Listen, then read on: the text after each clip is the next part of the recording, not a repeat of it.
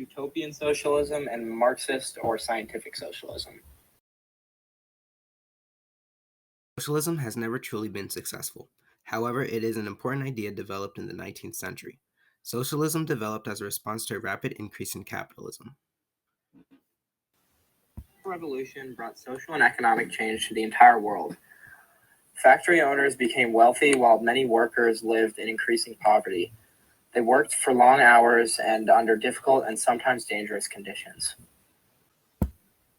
Socialism emerged as a response to the prevailing capitalist systems which were supported by the Industrial Revolution. Socialism restricts individual freedoms and seeks equality in restraint and servitude. Also, socialists support the elimination of class distinction. The two classes made by the Industrial Revolution were the proletariat or working class and the bourgeois, which was composed of capitalists, the upper class, and wealthy owners of businesses.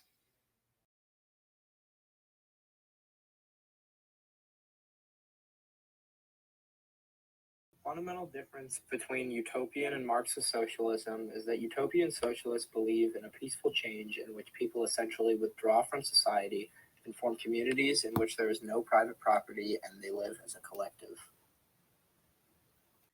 Whereas Marxists believe that a revolution and transition to socialism is inevitable.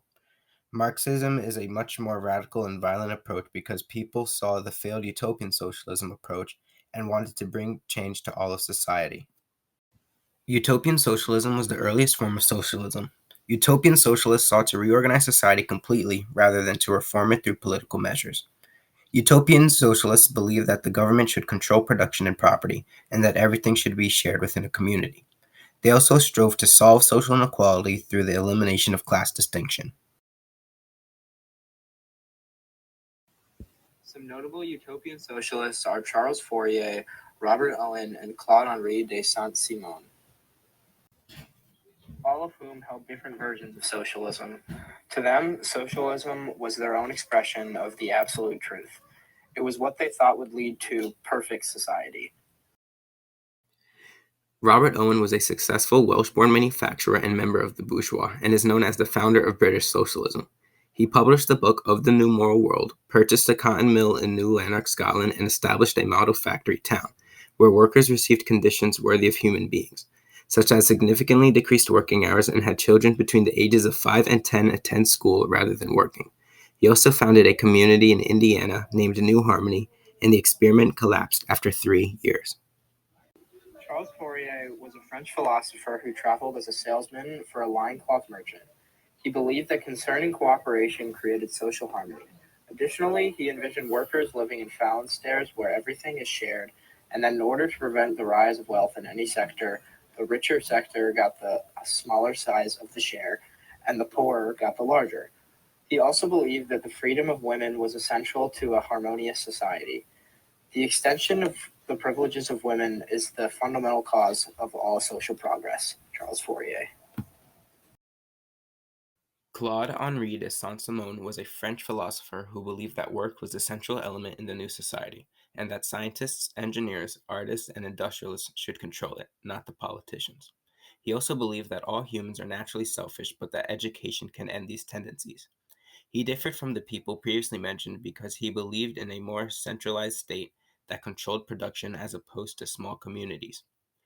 After his death, some of his followers, called the Saint-Simonians, established a newspaper called the Free Women, where they claimed that with the emancipation of women will come the emancipation of the worker.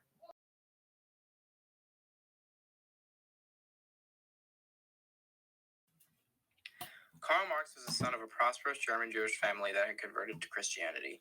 Marx stated that class difference was the identifying characteristic of the human experience. He believed human history is defined by class conflict, and wealth was the source of most of that conflict. The Industrial Revolution increased this conflict because it divided society into two classes, the bourgeois and the proletariat. Marx's most famous piece of writing is the Communist Manifesto.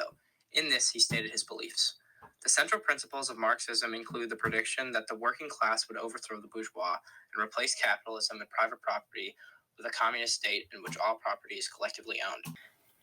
However, Marx focused more on the class struggle than on what state would result from the revolution he wanted. He stated that the development of modern industry deteriorated the foundation upon which the bourgeois produced products.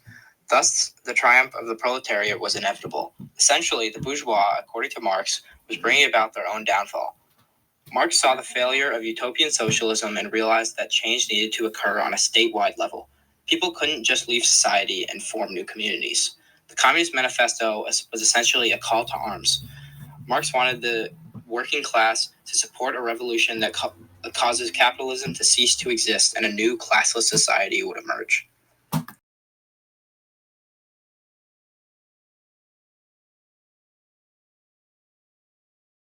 The group that supported socialism was the proletariat or working class. The ideas of socialism appealed to the working class because they did not benefit from the new liberal reforms or the conservative regime. The working class viewed socialism as a solution to improving daily life and creating a more equal society. Those who did not support socialism were most members of the bourgeois. The bourgeois obviously wanted to remain wealthy, but through the elimination of class distinction, private ownership, and means of production, prevented them from doing so. And now to conclude, here are some buzzwords that should come to mind when you hear socialism. Harmony. Socialists were against competition, which is a principle of capitalism. Thus, they wanted harmony. Equality. Socialists wanted the government and society to promote equality. The government had an obligation to make sure everybody is equal. Essentially, socialists didn't believe that equality was given, but that it had to be enforced. Collectivity. There wasn't any private property in socialist communities. Everybody in a socialist community worked as a collective. Community. In socialism, all property and resources were managed and owned not by individuals, but by the community. Fairness. Socialism was against class distinctions. Socialists favor more equal distribution of wealth and income within society. People were also given fair working hours in socialist communities. Thanks for watching. I hope you learned something. Don't forget to leave a like and subscribe for more European history videos.